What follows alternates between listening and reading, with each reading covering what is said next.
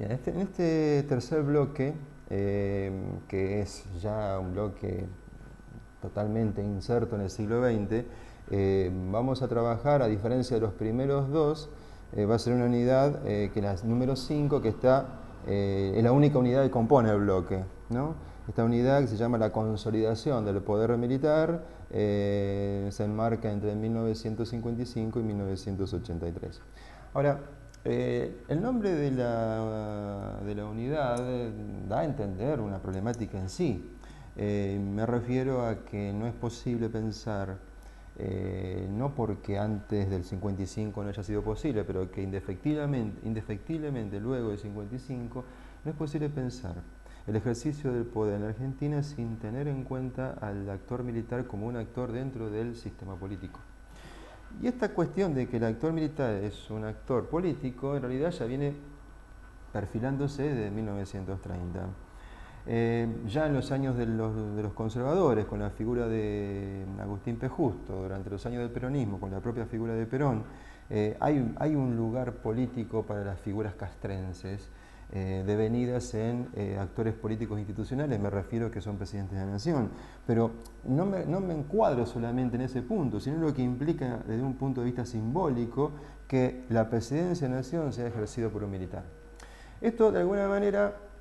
comienza a construir algo que parecería que luego del 55 se nota con mayor claridad, y me refiero a esto que Quiroga Hugo Quiroga ha denominado para la Argentina de estos años, esta idea del pretorianismo en la cultura política, considerando que el pretorianismo en realidad ¿qué es?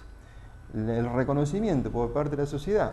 e incluso los propios militares, de que los militares tienen algo que hacer y algo que decir en la política para resolver precisamente el problema del arte de mandar y obedecer. Esta unidad del 55 al 83, cuando se inicia, en realidad se inicia instalando a su vez otro problema, o dos problemas, casi simultáneamente. Por un lado, con el 55 se produce un golpe, que es la Revolución Libertadora, pero empieza simultáneamente la proscripción del peronismo. Esta proscripción, inaugurada por la Revolución Libertadora, va a tener una duración hasta 1973. Lo otro que inaugura el 55 es la consolidación de lo que se llama en general el antiperonismo, englobando el antiperonismo en realidad un amplísimo arco de posiciones políticas e ideológicas que en esta combinación de antiperonismo y proscripción del peronismo se construye allí, sobre todo entre el 55 y el 66, se construye allí una escena política atravesada por la proscripción, que en realidad va a cargar de crisis de legitimidad o de una legitimidad dudosa a las experiencias políticas de ese periodo 58-66. Me refiero a la experiencia política de Frondizi, la Unión Cívica Radical Intransigente, y la experiencia de Ilia, la Unión Cívica Radical del Pueblo. Ambas experiencias políticas tienen una misma condición. Esto es, son gobiernos porque el peronismo está proscripto, lo cual para el peronismo la lectura es la siguiente: ustedes gobiernan porque no compitieron conmigo. Entonces, eso de alguna manera no desata un problema en ese periodo, sino que el problema se va a desatar luego, cuando el peronismo, luego del 73, vuelva a la arena política. El otro punto que me parece fundamental de la unidad y que de alguna manera ordena la experiencia es que hay tres fenómenos que uno puede conceptualizar. Por un lado, esta idea de que entre el 55 y el 66 hay gobiernos débiles, civiles, militares y civiles, es decir, el gobierno de la Revolución Libertadora por un lado y los gobiernos civiles que ya mencioné entre el 58 y el 66. El segundo es una experiencia autoritaria intensa, que es la dictadura de la revolución inaugurada en el 66 con Onganía, que se prolonga hasta el 73. Esto es una dictadura, en términos de régimen político podemos caracterizarla así. Lo que pasa es que, como sabemos, aunque sea en el sentido común o en la conciencia histórica, que luego hubo una dictadura más salvaje y más dramática como fue la del 76, parecería que la del 66 no lo es. En realidad, allí no solamente sí hay una diferencia de grado, sino que hay una diferencia que tiene que ver con el lugar de la violencia en la resolución de los problemas o en el disciplinamiento de la sociedad, cosa que en el 66 ya tiene presencia, que es una presencia muy significativa y que de por sí ya es importante. En este sentido, yo quisiera ahí señalar que precisamente lo que había inaugurado el 55 no solamente la proscripción del peronismo, sino que hay una duda de la sociedad respecto de cómo es posible practicar la democracia si un partido político está proscrito. Entonces, en consecuencia de allí, la democracia en realidad entra en una crisis de legitimidad, no solamente los partidos que acceden al poder mediante elecciones durante la proscripción, sino que la democracia como horizonte político es de por sí dudosa. Entonces, para algunos sectores, en un clima de época, sobre todo a partir de 59, cuando la Revolución Cubana ya es un dato concreto, ya bajamos del mundo de las ideas para ir al mundo de la política en el terreno, bueno, la posibilidad de una revolución en donde la participación de los sectores subalternos para pensar un futuro político distinto está en la mira, bueno, instala la posibilidad de que es posible pensar un ejercicio de poder alternativo. Entonces, en un mundo que se está descolonizando, en un mundo donde hay una tensión bipolar entre el horizonte liberal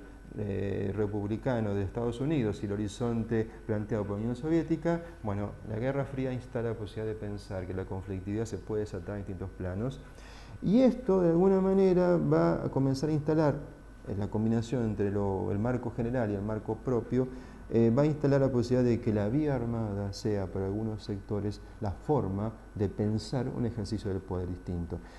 Las organizaciones civiles armadas que comenzamos a ver en los años 60, algunas vinculadas con distintos sectores de las izquierdas y algunas vinculadas con algunos sectores del peronismo, con las muchísimas diferencias que hay entre ellas, exponen una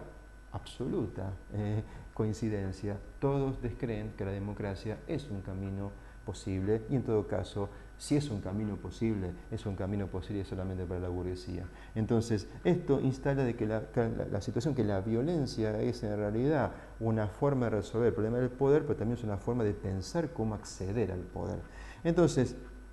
esto, en una coyuntura caracterizada por lo que estoy planteando, va a cargar de sobreexpectativas el segundo peronismo, ese peronismo que es ¿cuántos peronismos hubo en el segundo peronismo? Es decir, porque el peronismo de 73 hasta 76 tenemos el peronismo de Cámpora, el peronismo de Perón y el peronismo de Isabel Perón, que por el hecho de decir segundo peronismo no estamos queriendo decir que en cada caso es lo mismo, pero que lo que sí podemos decir es que la violencia es transversal al peronismo como ejercicio de poder, pero la violencia también es constitutiva del peronismo como actor político, pero también diría la violencia está atravesando como trama, en realidad, a la sociedad argentina. Entonces, esto es para tratar de entender, no para desresponsabilizar, pero sí para tratar de entender cómo es posible el 76. En realidad la pregunta de cómo es posible el 76 uno la puede formular con mayor tranquilidad quizás en algún momento posterior, digo en el presente o hace 10 años o 15 años. En realidad uno tendría que estar pensando cuáles son las condiciones sociales que hicieron posible que semejante ejercicio bestial del poder haya sido factible. Entonces, lo que trajo consigo el prólogo de Nunca Más, escrito allá en torno al 84-85, esto de la teoría de dos demonios, lo que trae consigo es un problema que después lo voy a trabajar en el próximo bloque, en el último bloque. Es decir, es como que no se puede entender cómo se construyó esta sociedad argentina. Uno tendría que comenzar a pensarse cómo es posible resolver la pregunta siguiente: ¿cómo se llevan las condiciones para construir un represor? ¿O cómo se construyen las condiciones para construir un brazo represivo que no dude que cuando llegue el momento tiene que hacer eso? Entonces, es ahí donde uno se pone a pensar, esto no es posible, creer que el día anterior, la semana anterior, el mes anterior al golpe de Estado, esto se construye. La construcción de una mentalidad autoritaria, la construcción de una cultura política autoritaria lleva su tiempo, y que en todo caso sobre esa cultura política autoritaria se apoyan los mecanismos para llevar a cabo las acciones represivas encarnadas en sujeto con nombre y apellido. Entonces, obviamente que el terrorismo de Estado lo que genera consigo es una licuación de la sociedad y una destrucción de tejidos vivos de ella, que más allá de la polémica, que no me parece secundaria, entre cuánto desaparecido hubo, si hubo 30.000 o no, en realidad lo que está planteándose allí es que es tan fuerte el mecanismo de intervención sobre la sociedad que no solamente genera muertes, sino que genera la ruptura de los lazos. Y la ruptura de los lazos es una forma de romper los mecanismos básicos de una sociedad. Esto es, que tengo al lado es alguien potencialmente sospechoso, aunque en realidad no sea sospechoso de nada, pero no importa lo que él sea, sino lo que yo pienso. Entonces, esto de alguna manera instala un gran problema, con lo cual voy cerrando este tercer bloque. ¿Cómo llegar al fenómeno de la salida de la dictadura? Y hay un fenómeno que no podemos nosotros ignorar. La salida de la dictadura tiene que ver con la muerte de un elemento simbólico, y me refiero al lugar que en la representación de la sociedad argentina tenía las Fuerzas Armadas y que Malvinas de alguna manera viene a destruir. Esto es, las Fuerzas Armadas ni siquiera pueden legitimar su lugar profesional frente a un ejército profesional como es el británico, y eso licúa el poco poder que tenía la dictadura y genera, digamos, las condiciones para una salida bastante rápida de casi un año, estar pensando en octubre del 83, las elecciones que terminan dando el triunfo por primera vez en competencia al radicalismo frente al peronismo. ¿Por qué digo esto? Porque la vez que ganó el radicalismo o no existía el peronismo o el peronismo estaba proscripto. El 83, la novedad es que los dos se enfrentan en términos de competencia electoral, se enfrentan en octubre del 83, y es ahí la primera vez que el radicalismo le gana la pulseada electoral al peronismo, con lo cual se inaugura un periodo novedoso que va a ser parte del último bloque del módulo.